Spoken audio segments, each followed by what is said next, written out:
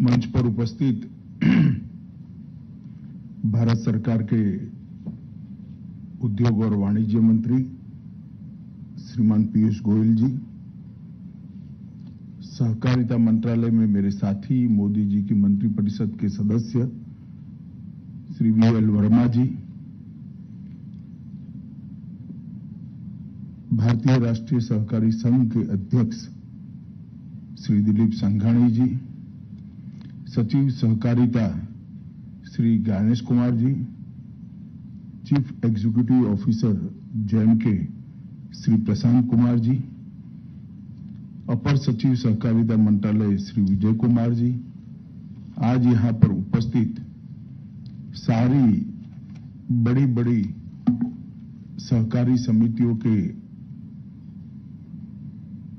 Chairman, managing director और online कई सारी सहकारी समितियों के जुड़े हुए सभी सहकारिता क्षेत्र के मेरे प्यारे भाइयों और बहनों, आज का दिन भारत के इतिहास में बहुत महत्वपूर्ण दिन है, क्योंकि 9 अगस्त के दिन ही गांधी जी ने एक नारा दिया था जो अंत में भारत की आजादी का कारण बना। 9 अगस्त के दिन ही गांधी जी ने कहा था, अंग्रेज भारत छोड़ो। क्विट इंडिया मूवमेंट की शुरुआत 9 अगस्त से हुई थी, जिसने अंग्रेजी सल्तनत की नींवें हिलाकर रख दी थी और अंततोगत्वा 15 अगस्त 1947 के दिन भारत को आजादी मिली। तो 75 साल हो गए वो दिन को, मगर आज भी मेरे जैसे कई लोग जो इतिहास को जानते हैं उनको मालूम है कि 9 अगस्त का दिन ये भारत के इतिहास में कितने मायने रखता है। गांधी जी ने जो आह्वान किया था, वो आह्वान का परिणाम ये था कि उस वक्त 30 करोड़ भारतीय एक साथ देश की स्वतंत्रता के लिए एक मंच पर आए, एक विचार के साथ आए, एक आंदोलन में जुड़े और ऐसा द्रुत गति से आंदोलन फैला कि अंत में अंग्रेजों को जाना पड़ा। और आज आजादी के अमृत महोत्सव के वर्ष के 9 अगस्त के दिन एक महत्वपूर्ण काम हो रहा है कि देश भर की सभी सहकारी समितियों के लिए जैम के दरवाजे खुले हो रहे हैं। पीयूष भाई, आपने जैम से खरीदी के लिए तो सहकारी समितियों के दरवाजे खोले ही है, मगर आप एक बात कहना भूल गए कि सबसे कम रजिस्ट्रेशन सप्लायर नाते अगर किसी का है जैम पर तो कोऑपरेटिव सोसाइटीज का है। मैं कहना चाहता हूं 9 अगस्त का दिन बहुत अच्छा है, सप्लाई साइड पर भी कोऑपरेटिव सोसाइटी अपना रजिस्ट्रेशन जैम पर करे। हमें भी बाजार बढ़ाना है और सरकार की कई सारी इकाइयां जैम के माध्यम से ही अब खरीदी करती हैं, चाहे राज्य सरकार हो, चाहे केंद्र सरकार हो, चाहे अंडरटेकिंग्स हो, ये सभी इकाइयां जैम के माध्यम से खरीद करती हैं। मैं कोऑपरेटिव सोसाइटीज को आज के दिन ये भी अपील करना चाहता हूं कि अपने आप को जैम पर रजिस्टर करने के लिए तैयार करें। प्रक्रिया है, होनी भी चाहिए और जरूरी भी है, क्योंकि क्वालिटी का भी चिंता करना है, क्षमता का भी चिंता करना है। और दिलीप भाई यहां बैठे हैं, मैं राष्ट्रीय सहकारी संघ को भी अपील करता हूं कि आपका ये काम ही है कि कोऑपरेटिव का मार्केटिंग बढ़े, और कोऑपरेटिव का मार्केटिंग बढ़ाना है तो जैम से अच्छा कोई रास्ता नहीं हो, और जैम को हम अपनाएं। मित्रों, आज जैम के बारे में मैं बाद में बात करता हूं, मगर आज ढेर सारे लोग, ढेर सारी समितियों के कार्यकारिणी के लोग और उनके चेयरमैन ऑनलाइन जुड़े हैं। कई जगह पे पैक्स पर भी पूरी की पूरी समिति आज ऑनलाइन इस कार्यक्रम को देख रही है। मैं सहकारिता के बारे में थोड़ी बात संक्षिप्त में जरूर बताना चाहता हूं मित्रों। मोदी जी ने जो निर्णय किया है सहकारिता मंत्रालय को अलग बनाने का, और मेरा तो सौभाग्य है कि देश के पहले सहकार मंत्री बनने का मौका उन्होंने मुझे दिया है। मगर ये निर्णय कोई सोचे समझे बगैर किया गया निर्णय नहीं है। अर्थतंत्र को जो जानते हैं उनको आबादी अपने आप में एक ताकत भी लगती है, और मेरे जैसे जो लोग सोचते हैं वो ज्यादा इस बात को सोचते हैं कि आबादी अर्थतंत्र के लिए ताकत होती है, क्योंकि अंततोगत्वा आबादी मार्केट भी होती है, मार्केट की एक साइज होती है। भारत की आबादी तो 130 करोड़ थी 2014 तक, परंतु मार्केट 60 करोड़ का ही था, क्योंकि बाकी 70 करोड़ लोगों का खरीद शक्ति ही नहीं था, खरीदने की शक्ति ही नहीं थी। तो आबादी 130 करोड़ होने के बावजूद भी भारत का मार्केट 70 करोड़ तक सीमित था। नरेंद्र मोदी जी ने इस देश के 60 करोड़ लोग ऐसे थे जिनका पूरा समय, दिन का पूरा समय शाम को क्या खाना इसकी चिंता में चला जाता था। ज्यादा से ज्यादा सोचे तो आगे घर बना लेना है, घर में एक गैस की बोतल ला देनी है, घर में बिजली का कनेक्शन ला देना है, स्वास्थ्य की सुविधाओं के लिए चिंता करनी है, घर के अंदर स्वच्छ पीने का पानी लाना है, घर के अंदर शौचालय बनाना है। ये सारी चिंताओं में से ही आजादी के 75 साल तक देश के 60 करोड़ लोग बाहर ही नहीं आए, उनका पीढ़ियां इसी में चली गई।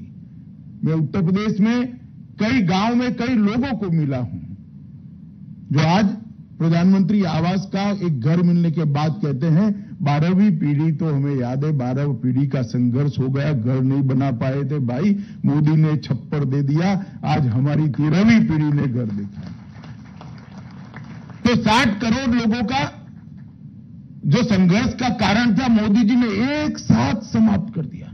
इसको बैंक अकाउंट दे दिया, इसको गैस का सिलेंडर दे दिया, घर दे दिया, शौचालय दे दिया, घर में बिजली दे दी, स्वास्थ्य की सुविधाएं दे दी, शुद्ध पीने का पानी दे दिया, और फ्री ऑफ कॉस्ट खाने के लिए अनाज भी दे दिया। आप लोगों को लगेगा कि ठीक है भाई, गरीब कल्याण की दृष्टि से अच्छा ही किया, मगर उसका सहकारिता से क्या मतलब है?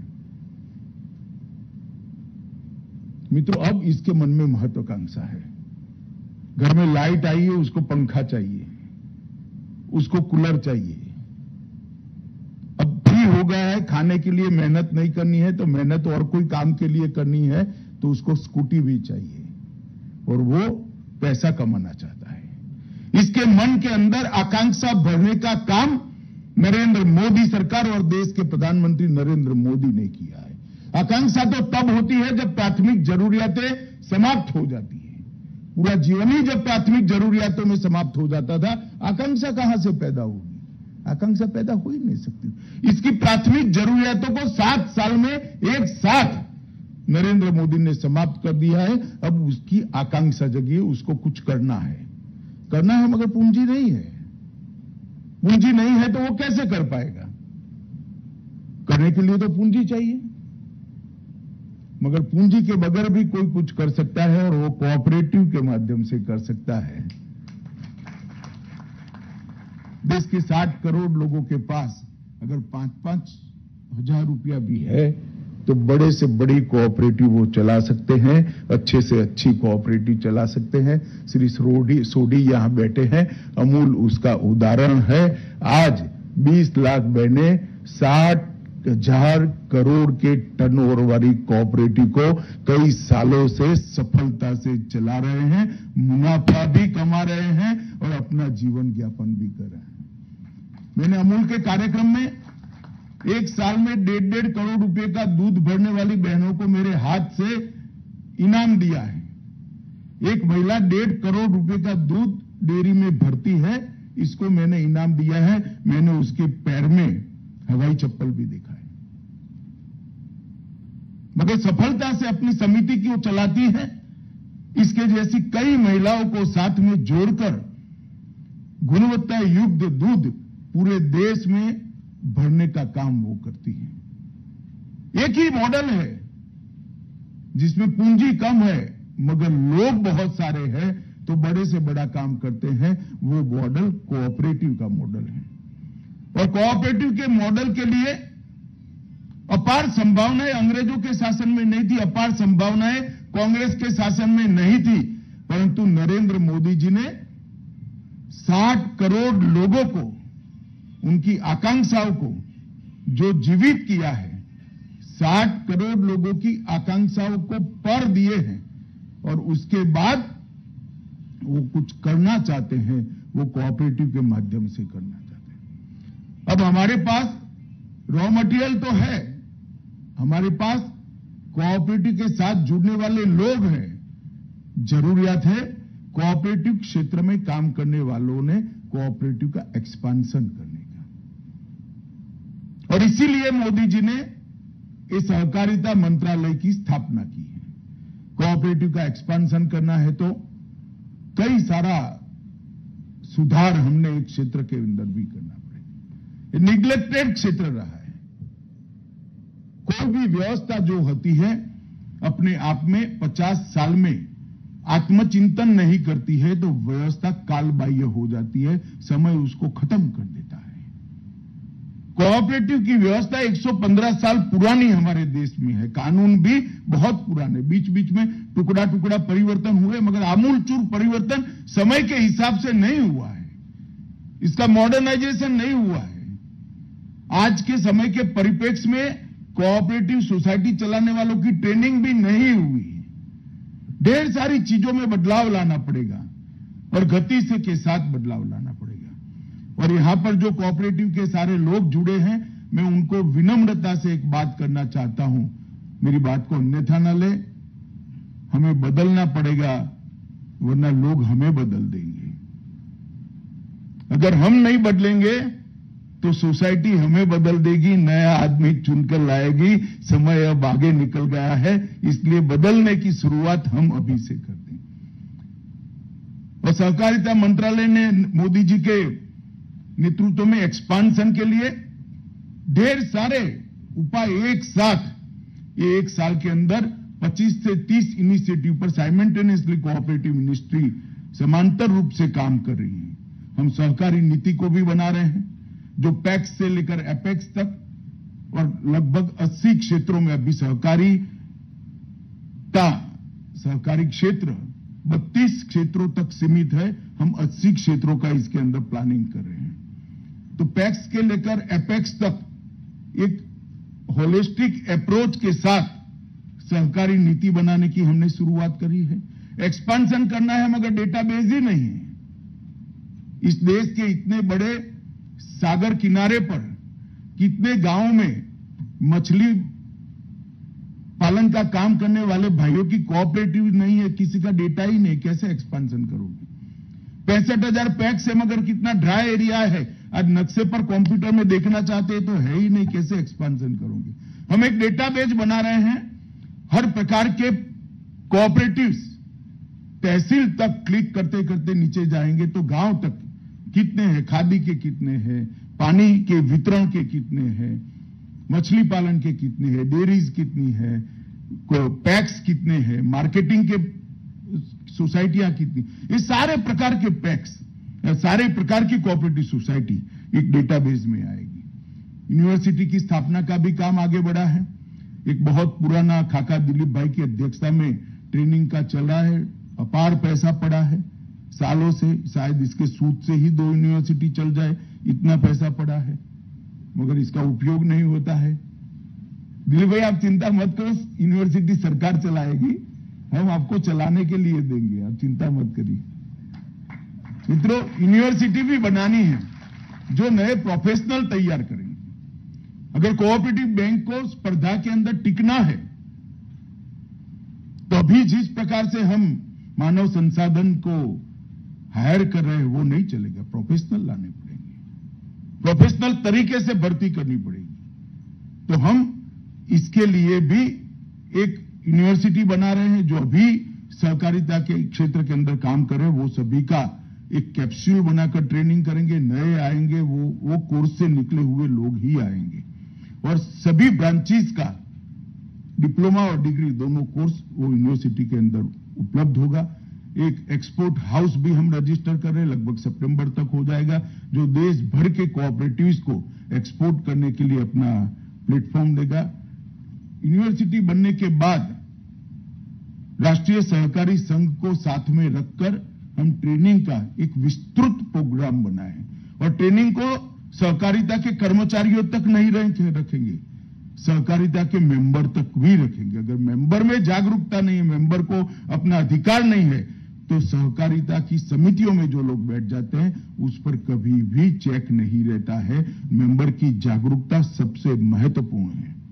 ये सारी चीजें हम सबको भी, मैं भी पैक्स चलाता हूं, मुझे भी परेशानी कर सकती है, मगर पैक्स अच्छे से चलाना है, सहकारिता अच्छे से चलानी है तो मेंबर्स का जागरूक होना बहुत जरूरी है। मल्टी स्टेट कोऑपरेटिव एक्ट के अंदर भी बहुत आमूलचूल हम परिवर्तन कर रहे हैं। मोदी सरकार ने सारे पैक्स को कंप्यूटराइज करने का निर्णय कर लिया है और कैबिनेट ने इसकी अनुशंसा भी, अनुमति भी दे दी है और अब बहुत तेजी के साथ आगे बढ़ रहे हैं। अब तक जितने भी हर्डल्स बैंकिंग क्षेत्र को छोड़कर कोऑपरेटिव के लिए वित्त विभाग में थे, सारे हर्डल हमने 3 माह के अंदर ही समाप्त कर दिए थे। आज देश की कोऑपरेटिव टैक्सेशन के मामले में कंपनी के एट पार है और 60 साल का अन्याय सहन करने के बाद आज हम एट पार खड़े हैं। 60 साल से हम ज्यादा टैक्स दे रहे थे। पहली बार एक ऐतिहासिक निर्णय के, प्रचार मेरा स्वभाव नहीं है, मगर आपके सीए ने आपको बता दिया होगा। और मित्रों, मैं आपको इतना जरूर कहना चाहता हूं कि बैंकिंग क्षेत्र में भी थोड़ी कठिन प्रक्रिया है। रिजर्व बैंक के साथ चर्चा चल रहा है। काफी सारी चीजें, काफी सारे मुद्दे प्राइमरी मीटिंग के अंदर ही रिजर्व बैंक ने एक पत्र से ही सिर्फ एक्सेप्ट किए हैं और एक फाइनल मीटिंग होने के बाद बैंकों को भी एट पार लाने का काम हम कर पाएंगे, इसका मुझे पूरा भरोसा है। आप जरा भी एक बात आप समझ लीजिएगा कि अब सहकारिता क्षेत्र के साथ दोयम दर्जे का व्यवहार कोई कर नहीं सकता, कोई अन्याय नहीं। परंतु हमने भी बदलने की शुरुआत करनी है, हमने भी पारदर्शिता की दिशा में जाना पड़ेगा, हमने भी अपने आप को तैयार करना पड़ेगा। और अगर जब तक लोगों का विश्वास कोऑपरेटिव पर नहीं बनता है, कोई भी विचार आंदोलन का स्वरूप नहीं लेता और सहकारिता जब तक आंदोलन नहीं बनती है। 29 करोड़ लोग आज देश के लिए, देश के सहकारिता से जुड़े हैं और पोटेंशियल है 103 करोड़ लोग जुड़ने का। 29 करोड़ से 103 करोड़ की जो यात्रा है, जो 60 करोड़ लोग हैं, वो 60 करोड़ लोग को कोऑपरेटिव के साथ जोड़ना है। वो काम हमने मोदी जी के नेतृत्व में करना है, मगर इसके लिए जनता का विश्वास अर्जित करना पड़ेगा और जनता का विश्वास अर्जित करना है तो पारदर्शिता लानी पड़ेगी। और पारदर्शिता लानी है तो 3 क्षेत्र है। एक तो चुनाव पारदर्शी होने चाहिए, इसके अंदर भी हम बदलाव करने चाहिए। चुनाव आयोग की तरह की यंत्रणा बनेगी जो चुनाव को पारदर्शी तरीके से कराएगी। बार बार हम ही चुनकर आ जाए, ये व्यवस्था ठीक नहीं है। मुझे भी कहने का अधिकार नहीं है, मैं भी 25 साल से पैक्स का चेयरमैन मैं ही हूं, इस बार बदलने वाले हूं। मगर चुनाव के अंदर ही पारदर्शिता लाना, भर्ती के अंदर, रिक्रूटमेंट्स के अंदर भी पारदर्शिता लाना, इसके रूल्स बनाने का काम भी हम कर रहे हैं। और तीसरा, परचेज के अंदर पारदर्शिता लाना। परचेज के अंदर पारदर्शिता लाने के लिए जैम से अच्छा कोई माध्यम हो नहीं सकता। नरेंद्र मोदी जी ने डीजीएसएनडी का, जो पीयूष भाई कह रहे हैं, ये डायरेक्टरेट को समाप्त कर देश पर बहुत बड़ा उपकार कर एक करप्ट व्यवस्था को समाप्त कर दिया। और इतनी ट्रांसपेरेंट तरीके से, व्यवस्था नहीं है, टीचिंग प्रॉब्लम हो सकते हैं, कुछ गड़बड़ियां भी शुरुआत में एडमिनिस्ट्रेटिव प्रकार की आ सकती है, मगर इरादे पर कोई शंका मत करिए। मैं आपको विश्वास दिलाता हूं, आने वाले 5 सालों के बाद ये दुनिया ये मॉडल को देखेगी कि पारदर्शिता से गवर्नमेंट परचेज का मॉडल कैसे हो सकता है। और मित्रों, जिस प्रकार से पीयूष भाई के नेतृत्व में जेम की यात्रा अब तक चली है और मैं भविष्य जो देख रहा हूं, मैं तो बहुत आशान्वित हूं। आज मैं पहले सहकारिता की ही बात करूं, जब पहले पीयूष भाई का गया तब उन्होंने कहा कि भाई ना आ जाएगी, वित्त मंत्रालय करेगा, वो करेगा। एक फर्स्ट रिएक्शन था, मैंने बोला यार आप प्रयास करो, तो उन्होंने कहा आप फोन करें। मैं तो नहीं फोन करूंगा, भी मेरे मंत्रालय का नोट है, उनको मालूम है मैंने साइन किया हुआ है, आप प्रयास करिए, आगे देखिए क्या होता है। और बिल्कुल निर्विरोध पीयूष गोयल जी के परिश्रम से कैबिनेट तक नोट पहुंच गई और मोदी जी ने इसको अनुमति भी दे दी और आज हम सारी सहकारी समितियों को जेम के साथ जोड़ने का काम कर रहे हैं। बहुत बड़ी उपलब्धि है। मुझे भी लगता था कुछ हर्डल आएंगे, कहीं मीटिंग करनी पड़ेगी, कुछ मशक्कत करनी पड़ेगी। निर्णय के बाद इंप्लीमेंटेशन कैसा करना, वो मीटिंग करनी पड़ी पीयूष भाई के साथ कि भाई शुरुआत में 100 करोड़ का टर्नओवर है, ऐसी सहकारी समितियों को लेते हैं, इनका जो एक्सपीरियंस होगा, जो प्रॉब्लम होंगे उसको स्टडी करेंगे, स्टडी कर फिर उसको 50 करोड़ तक ले जाएंगे, फिर पैक्स तक इसको परकोलेट करेंगे। इस प्रकार की व्यवस्था की मीटिंग करी पड़ी।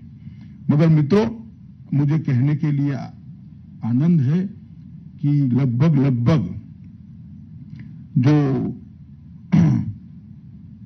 समितियां जुड़नी चाहिए 100 करोड़ के टर्नओवर से हमने लक्ष्य रखा था, उसमें 589 राज्य सरकार की समितियां थी। आज सुबह तक 289 समितियां उसमें से जुड़ चुकी है। अभी तो शुरुआत आज हो रही है और 54 मल्टी स्टेट कोऑपरेटिव्स थे जो जुड़ सकते थे, उसमें से 54 में से 45 मल्टी स्टेट कोऑपरेटिव जुड़ चुके हैं। तो बहुत बड़ी उपलब्धि है, लोगों का भरोसा भी है। हो सकता है बड़े बड़े कोऑपरेटिव्स को अपना एरिया इसमें एक्सपांड करना पड़ेगा। ढेर सारी चीजें हम खरीदते हैं, अगर हमारी पारदर्शिता पर किसानों का भरोसा बढ़ेगा, हमारी पारदर्शिता पर दूध उत्पादकों का भरोसा बढ़ेगा, तो आप पर भी जो समिति में बैठे हैं उन पर भी बढ़ेगा। और जेम का जो विस्तार हुआ है वो तो अकल्पनीय है। मैं तो आंकड़ों का विद्यार्थी हूं मित्रों, लगभग 61,000 से ज्यादा 62,000 के करीब जेम पर सरकारी खरीदार उपलब्ध है और 48,75,000 मतलब करीब 49 लाख विक्रेता जेम पर पंजीकृत है।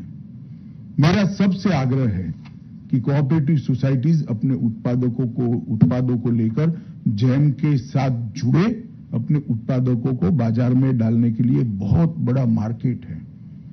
प्राइवेट लोग भी जेम से रेट देख लेते हैं, पूछ लेते हैं जेम पर क्या रेट है, कौन सी कंपनी का है, और वो डायरेक्ट भी वहां कांटेक्ट करते हैं। कई सारा एक्सपेंशन बिजनेस का जेम के माध्यम से हुआ है। लगभग 10,000 से ज्यादा उत्पाद और 288 से ज्यादा सर्विसेज आज सूचीबद्ध हो चुकी है और अब तक 2,78,000 करोड़ का व्यापार भी पूरा हो चुका है। मित्रों, बहुत बड़ी उपलब्धि जेम की है। आज हम इतनी बड़ी दुनिया का एक हिस्सा बनने जा रहे हैं। मैं कार्यक्रम तो मेरा स्वभाव ही नहीं, करने जैसा भी नहीं था, अब हो गया। ये दिलीप भाई मेहनत कर रहे हैं, सब जुड़ ही रहे हैं, परचेज चालू भी हो जाएगी। मगर मैंने कार्यक्रम के लिए जब मुझे सहकारिता सचिव ने कहा मैं को पीयूष भाई को जरूर बुलाओ, कार्यक्रम इसलिए करना चाहिए क्योंकि ये बात सबके जहन में जानी चाहिए कि हम कितनी बड़ी व्यवस्था से जुड़ रहे हैं और सिर्फ खरीदी के लिए न जुड़े। मैं अभी भी आग्रह करना चाहता हूं, बिक्री के लिए भी हम जुड़े। शायद आपको मालूम नहीं है कि सारा गेहूं, सारी दलहन, सारे मसाले सेना और हमारी सीएपीएफ जैम से खरीदते हैं, जहां कोऑपरेटिव है ही नहीं। क्यों नहीं है भाई? आईटीसी अकेली क्यों है? आप क्यों नहीं हो? आपने आना चाहिए। आपसे ही तो आईटीसी ले जाती है। क्यों डायरेक्ट नहीं जाते हो? रेट मिलता है अच्छा, पेमेंट सिक्योर है, सरकार पेमेंट रिजर्व कराने के बाद ही ऑर्डर दे रही है। ढेर सारे चीजें, ये जो फर्टिलाइजर के थैले उपलब्ध है जैम पर। मुझे भरोसा है कि आप जो परचेस करते हो इससे 15% से कम सस्ते नहीं होंगे। आपकी व्यवस्था में थोड़ा विरोध जरूर आएगा, क्योंकि वहां पर थोड़ा बहुत मोटा सेटिंग बेटिंग होता है, मगर रूथलेसली वो सेटिंग को समाप्त कर देना चाहिए और पारदर्शी व्यवस्था बनानी चाहिए। हमें आगे बढ़ना पड़ेगा और इतना मानकर चलिएगा कि मैंने निर्णय किया है कि हम आगे बढ़ेंगे तो बढ़ना ही है और बढ़ना ही पड़ेगा। आने वाले दिनों में ऑडिट के वर्क के साथ भी ये सारी चीजें जुड़ने वाली हैं, मगर वॉलंटरीली जितना हो जाता है वो अच्छा है। नहीं तो ऑडिटर पूछेगा कि भाई क्यों जैम से परचेज नहीं किया, फिर हम दिक्कत में आएंगे। मैं तो चाहता हूं ऐसे दिन ना आए, वॉलंटरीली हम जुड़ जाए। सस्ता मिल रहा है, क्यों नहीं खरीद करना भाई? और हमें पारदर्शिता लानी पड़ेगी, तभी जनता का विश्वास प्राप्त कर सकेंगे, तभी जाकर हम करेंगे। मुझे पूरा भरोसा है सरकार में जो बचत हुई है मित्रों, 21-22 में लगभग 11,500 करोड़ रुपए की बचत का अनुमान है। 11,500 करोड़। कोऑपरेटिव को छोटा हमारा टर्नओवर नहीं है। इस देश का 30% दूध हम सप्लाई करते हैं, इस देश की 35% चीनी हम सप्लाई करते हैं, इस देश का 21% गेहूं सरकारी समितियां क्रय करती है, इस देश के 22% चावल सहकारी समितियां क्रय करती हैं, 12% मछली उत्पादन सहकारी समितियों से है। और हाउसिंग कोऑपरेटिव को आप गिन लो तो ये आंकड़ा कहां का कहां पहुंच जाएगा। हाउसिंग कोऑपरेटिव को तो कोई कोऑपरेटिव ही नहीं मानता। क्यों नहीं मानता, मैं अभी भी समझ ही नहीं पाया हूं। मगर हाउसिंग कोऑपरेटिव ये सिर्फ टैक्सेशन के लिए नहीं है। मैं कोऑपरेटिव सोसाइटी में ही रहता हूं।